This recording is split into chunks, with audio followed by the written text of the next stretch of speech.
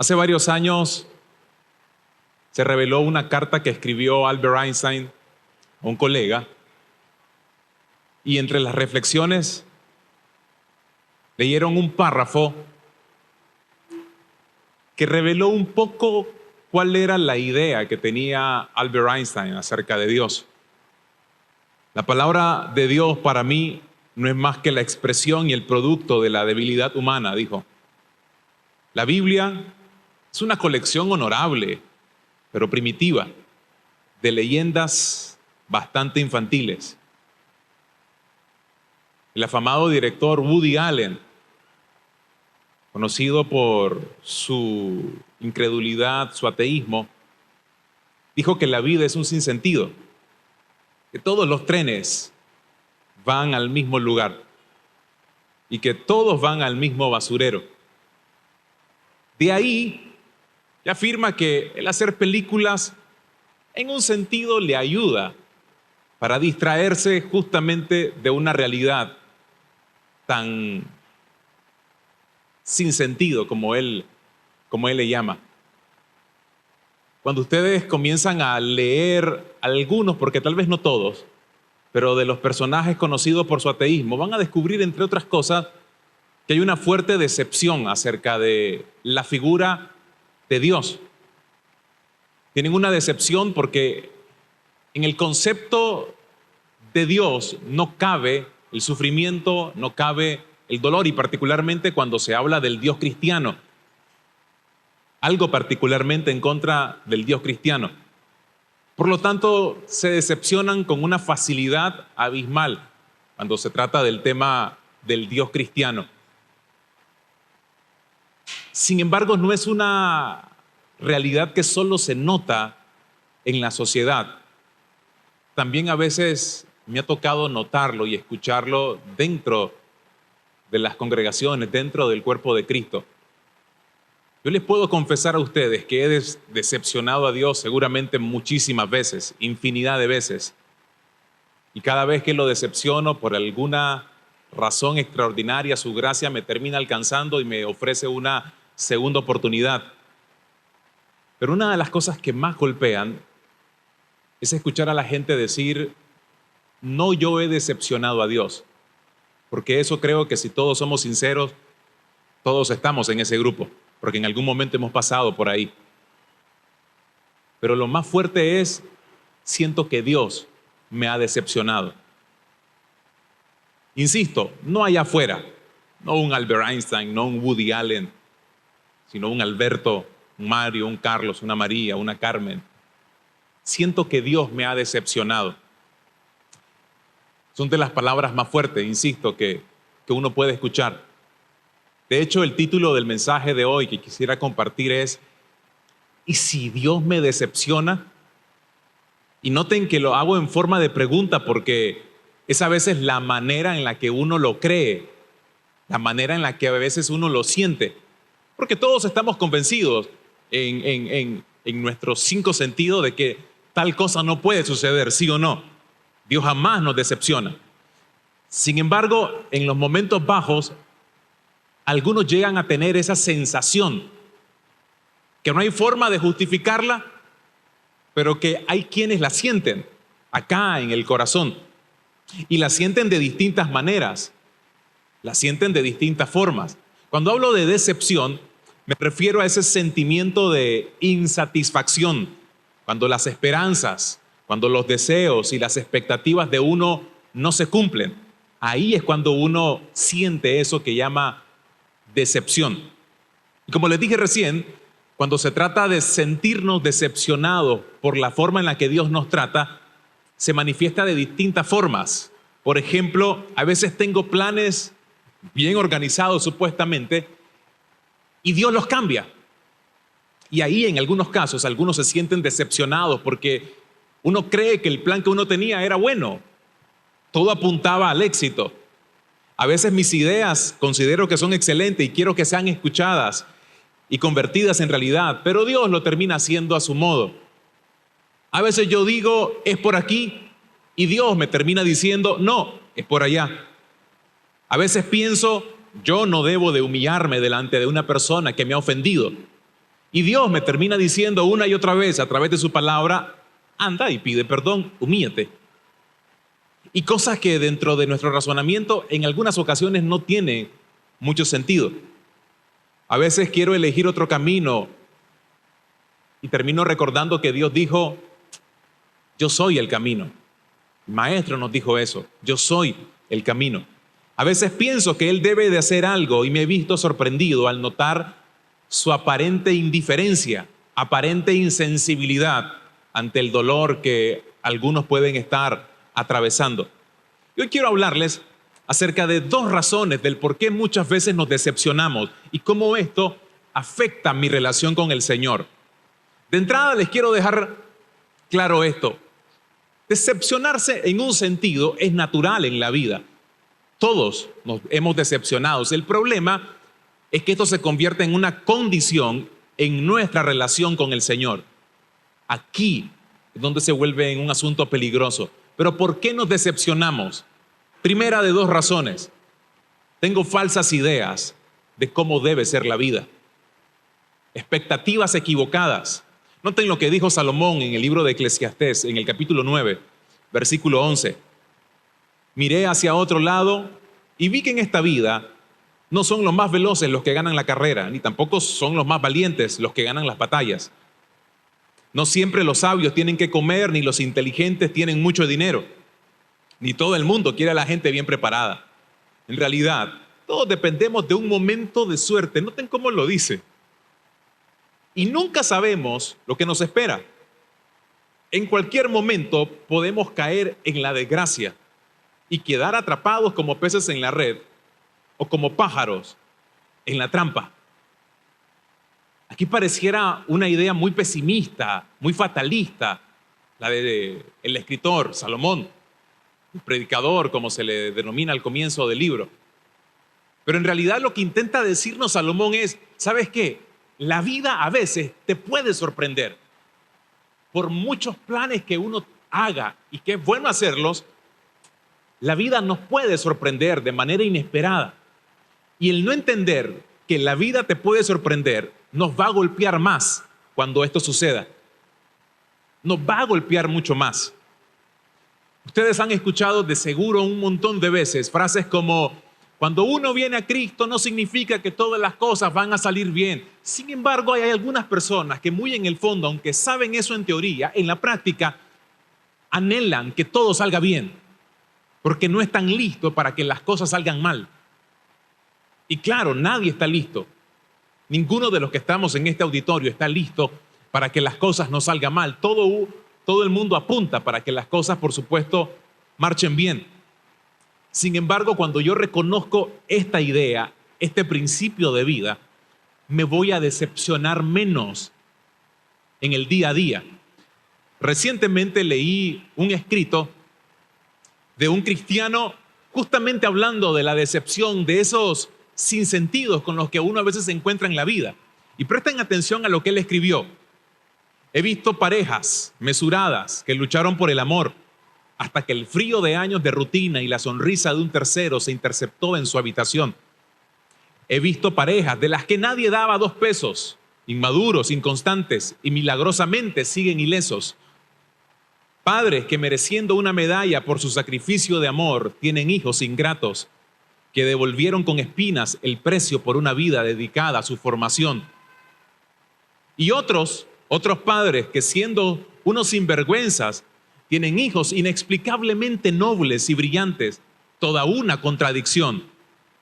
He visto sujetos que se entregaron a la autodestrucción y por ahí se les ha visto vivitos y coleando, olvidados por la muerte que se les perdió en algún callejón. Pero otros que vivieron comiendo lechugas y dietas sin alcohol, ahí están agonizando de males inexplicables por algún traicionero tumor. He visto mujeres buenas de la mano con sinvergüenzas, niñas lindas enamoradas de sapos que las engañan a sus expensas. He visto hombres sabios que pudiendo haberse casado con la indicada, prefirieron a la otra, la que una escoba embrujada en su mano portaba. He visto el dolor en hogares que no lo merecían, la muerte visitar a niñitos que crecer querían. He visto las lágrimas injustas caer de los ojos de gente santa y la abundancia en los bolsillos de ratas inmundas, de esos que ya el mundo no aguanta. Brillantes maestros, hombres de bien, que cuentan las monedas para llegar a fin de mes. En cambio otros, magos del balón, ganan lo que aquellos otros no podrán, ni aunque se levantaran 1000 veces del cajón. He visto países que botan toneladas de comida y continentes enteros que por falta de pan, sus niños pierden la vida. He visto países armados hasta los dientes, con más tanques que escuelas, más balas que hospitales, más fusiles que gente buena. Pero también he visto hombres y mujeres que ante preguntas e interrogantes abismales no han querido perder la batalla, que ante aquellos terribles males se han levantado tan fuertes como una muralla, no se han doblegado, pues lo que les mueve es la esperanza de un mañana y el mensaje de aquel justo que cambió la historia en aquella cruz sobre la montaña. Es entender que a pesar de que la vida nos puede sorprender y golpear a veces, todavía tenemos esperanza. Es entender de que aunque la vida nos puede de forma inesperada dar noticias que son trágicas y dolorosas, poder levantar nuestros ojos a los montes y decir, ¿de dónde vendrá mi socorro?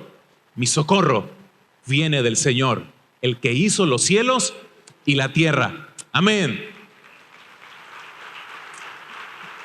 Noten ahora la segunda razón del por qué a veces me decepciono. Y es cuando tengo una falsa idea de quién es Dios.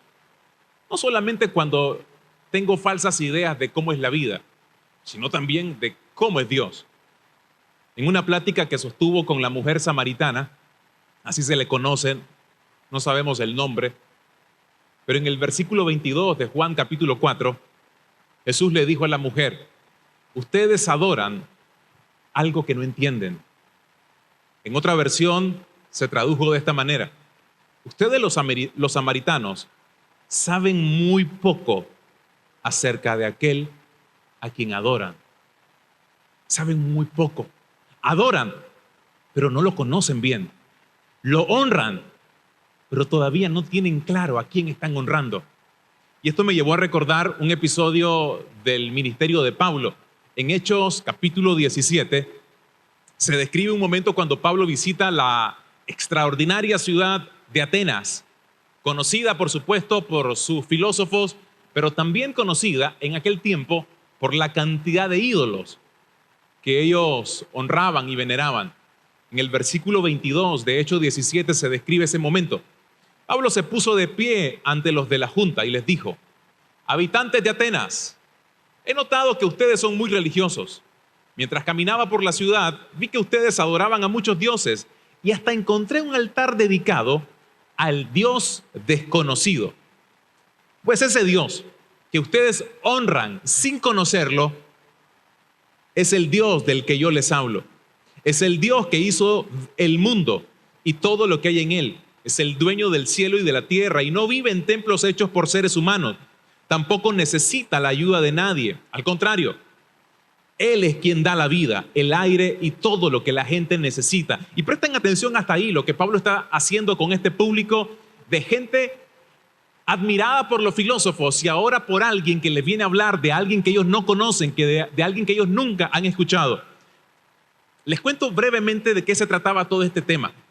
En aquella época, los atenienses tenían la costumbre de levantar distintos altares, por supuesto para distintos dioses. Algunos llegan a creer que habían tantos dioses como personas en aquella ciudad, sin número de ídolos, por supuesto. 600 años antes de la visita de Pablo, había ocurrido una peste de la que no había control alguno. Y a un famoso poeta, Epiménides se llama, se le ocurrió una idea. Él le dijo a los religiosos y filósofos del momento, soltemos a un rebaño de ovejas blancas y ovejas negras, y donde éstas se lleguen a acostar, ahí levantemos un altar del Dios que está más cerca.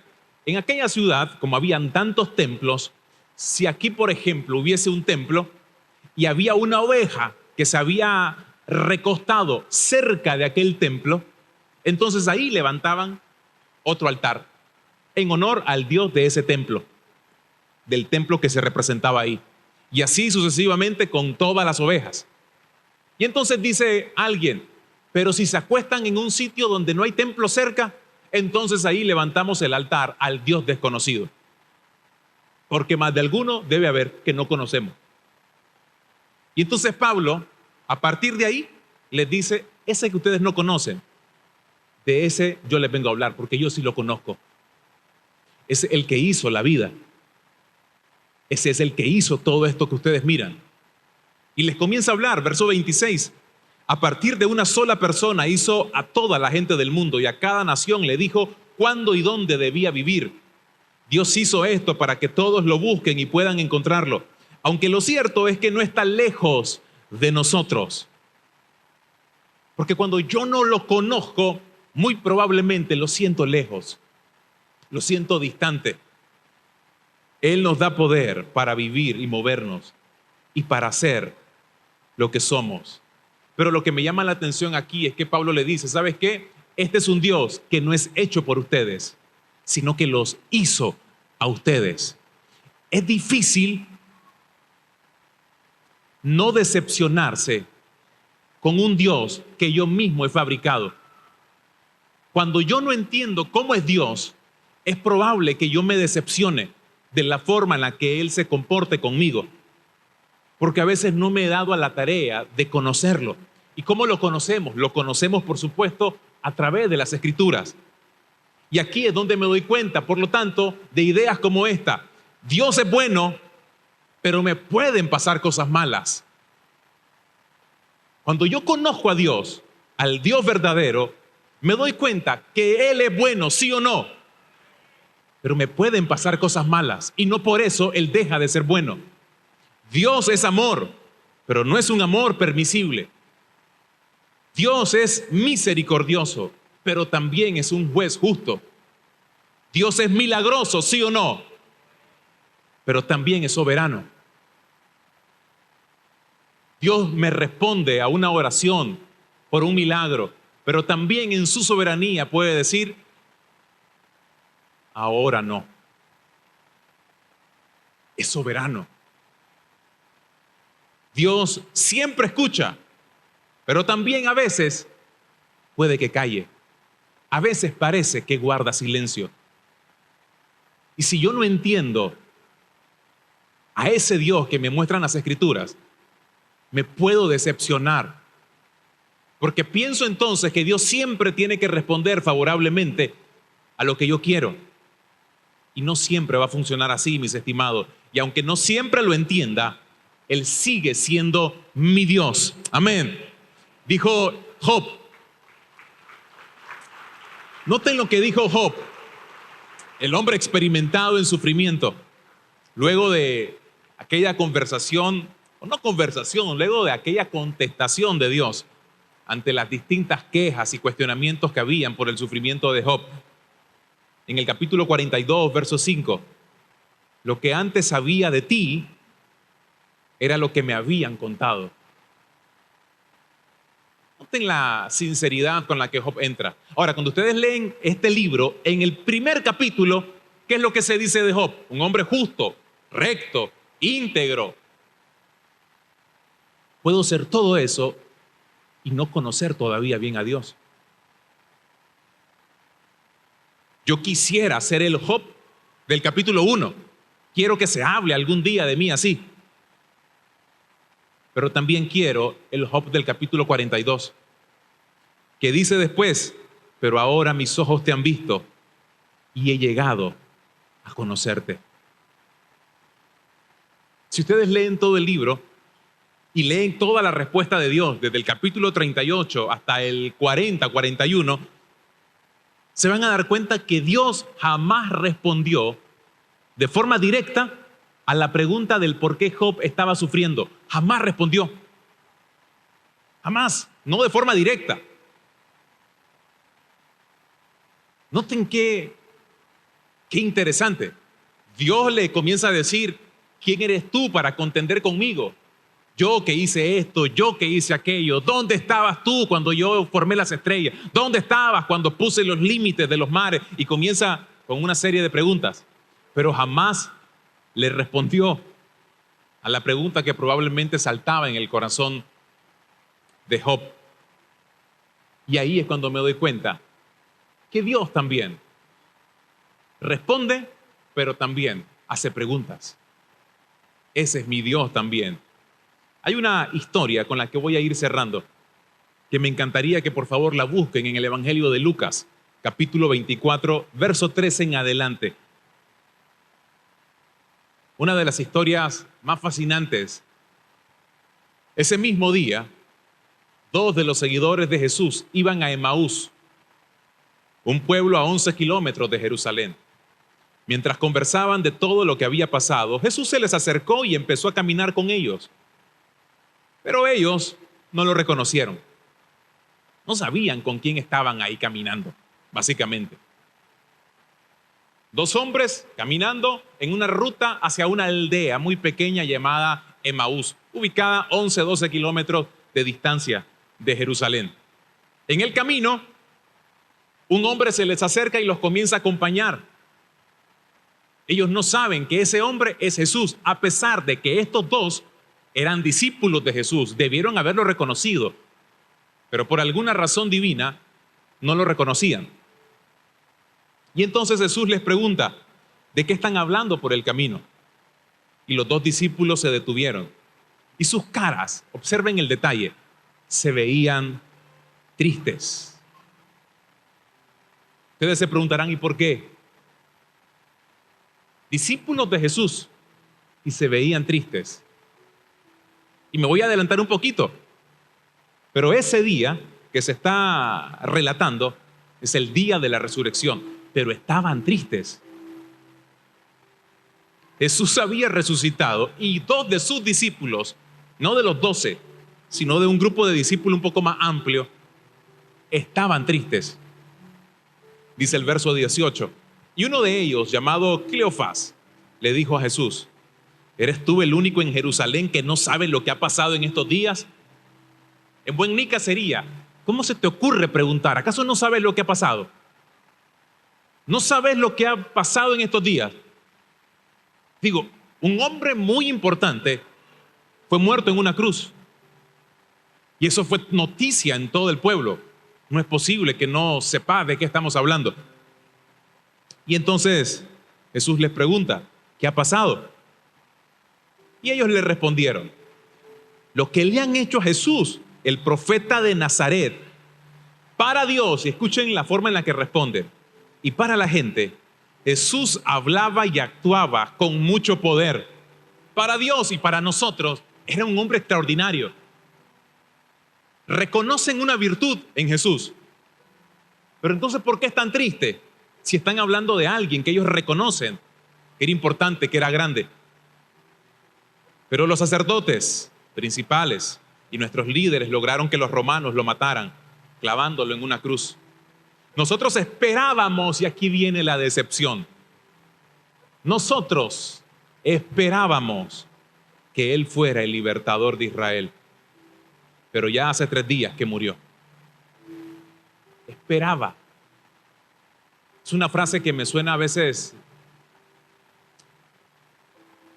muy común de labios de otros, sí. Yo esperaba que Dios respondiera. Yo esperaba que Dios hiciera esto. Esa es la decepción, la frustración, la tristeza hablando. Yo esperaba. Ellos creían que la misión de Jesús era salvar a Israel del dominio político que representaba Roma. No habían entendido quién era Jesús y cuál era su misión. No lo conocían realmente. Y dice más adelante en el verso 22, esta mañana, y noten lo que cuentan ahora, porque esto es sorprendente, esta mañana, dicen ellos, algunas de las mujeres de nuestro grupo nos dieron un gran susto. Ellas fueron muy temprano a la tumba y nos dijeron que no encontraron el cuerpo de Jesús. También nos contaron que unos ángeles se les aparecieron y les dijeron que Jesús está vivo. Estaban bien informados. Algunos hombres del grupo fueron a la tumba y encontraron todo tal como las mujeres habían dicho, pero ellos tampoco vieron a Jesús. Noten lo que saben estos dos hombres. Jesús ya había resucitado. Las mujeres ya habían dado el informe. Los discípulos ya lo habían confirmado. Pero ellos por alguna razón seguían tristes. ¿No les parece que es mucha coincidencia con lo que nos pasa a nosotros? Jesús ya resucitó. Pero algunos todavía caminamos decepcionados y tristes. Las mujeres ya dijeron, los ángeles ya notificaron, los discípulos lo confirmaron. Pero todavía algunos caminamos decepcionados, tristes o frustrados por lo que no ha sucedido en nuestra vida. Escuchaba la historia de Martín Lutero, el gran reformador. Su esposa Catalina de Bombora, si no mal recuerdo, era su apellido. Relata que en una ocasión Martín Lutero se notaba indiferente, desanimado, frustrado, triste, en un estado depresivo. Y ella decide, y presten atención al detalle, Catalina decide vestirse de negro, ropa negra de luto. Y Lutero, cuando la mira, extraño por supuesto, le pregunta, ¿y por qué andas vestida de negro como que estás de luto? Y ella le respondió, es que alguien ha muerto. ¿Y quién? Le dijo él. Al parecer, para vos, Dios está muerto todavía. Y él la queda viendo después de haberla escuchado. Y le dijo, tenés razón, Dios no está muerto. Él resucitó. Y eso significa que si Él resucitó, que hay esperanza todavía. Que se puede seguir adelante. Tal vez no como yo lo esperaba, pero sí mejor como Él lo planificó.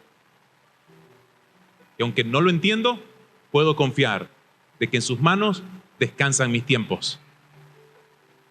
Y que sus planes son más altos que los míos, sus pensamientos son más altos que los míos. Por eso es que no lo comprendo, porque son más altos, por supuesto. Pero eso me debería de dar la suficiente confianza. Y termino con la historia inicial de estos dos discípulos. ¿Cómo responde Cristo cuando dudamos de Él entonces? ¿Cómo respondió?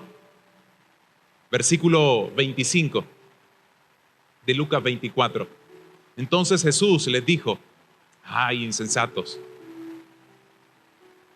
¿Cómo es lento su corazón para creer todo lo que los profetas han dicho? ¿Acaso no era necesario que el Cristo padeciera estas cosas antes de entrar en su gloria?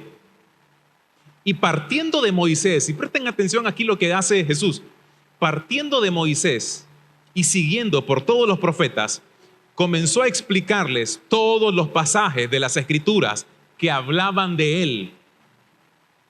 Cuando llegaron a la aldea donde iban, Jesús hizo como que iba a seguir adelante, pero ellos lo obligaron a quedarse. Le dijeron, quédate con nosotros porque ya es tarde y es casi de noche. Todavía no saben que es Jesús. No tienen idea todavía. Y Jesús entró y se quedó con ellos. Y mientras estaba sentado a la mesa con ellos, tomó el pan y lo bendijo. Luego lo partió y les dio a ellos. Y ahí es cuando algo se detona en el corazón de estos hombres. Seguramente ya lo habían visto a Jesús hacer eso. Algo se activó en el interior. En ese momento se les abrieron los ojos y lo reconocieron. Pero Él desapareció de su vista.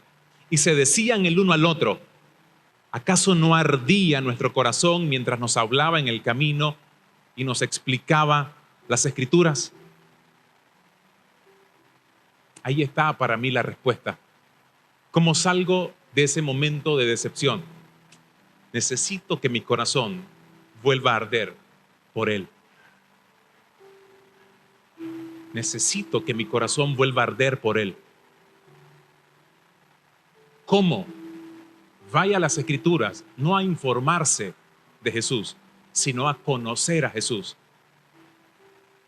Para informarnos hay muchas maneras, pero para conocerla hay una sola. Quiero conocer a Dios, necesito conocer a Jesús. Saber quién es Él, cómo se comportaba, cómo hablaba, qué decía, qué pensaba, qué sentía, qué decidía, qué me pedía, qué me aconsejaba. Porque cuando lo conozco a Él, lo conozco todo.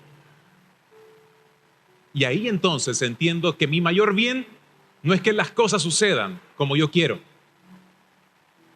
Mi mayor bien es que yo lo conozca a Él. Porque si de algo dicen las Escrituras me puedo sentir orgulloso, es que lo conozco. No de que todo me ha salido como yo he querido, sino de que lo conozco. Y Él me conoce a mí también. Hay una canción que nuestro estimado Julio Melgar, ya en la presencia del Señor hace algunos años, escribió durante su tiempo de enfermedad, del cáncer, que le terminó arrebatando la vida. Nunca la grabó en un disco. Pero una vez, mientras hacía una transmisión desde su casa, la comienza a cantar. Y me pareció tan bonita, a la vez tan sencilla. Y quisiera que puedan escucharla.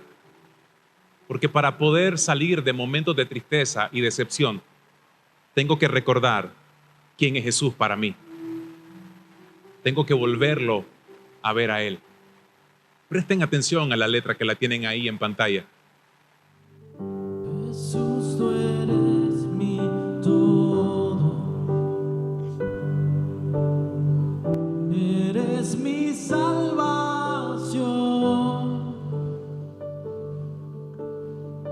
no hay para mí bien fuera de ti, voy a esconderme en tu corazón, tu corazón, en tu corazón.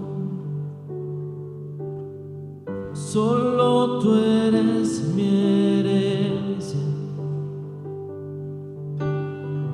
mi copa y mi porción. Tú siempre estás delante de mí. Voy a esconderme en tu corazón, tu corazón, en tu corazón, en tu corazón, en tu corazón.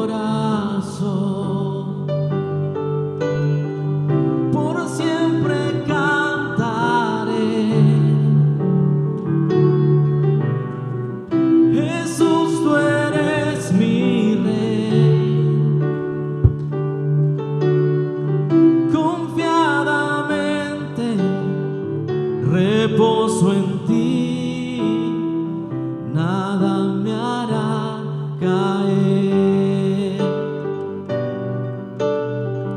Por siempre cantaré. Jesús, tú eres mi rey,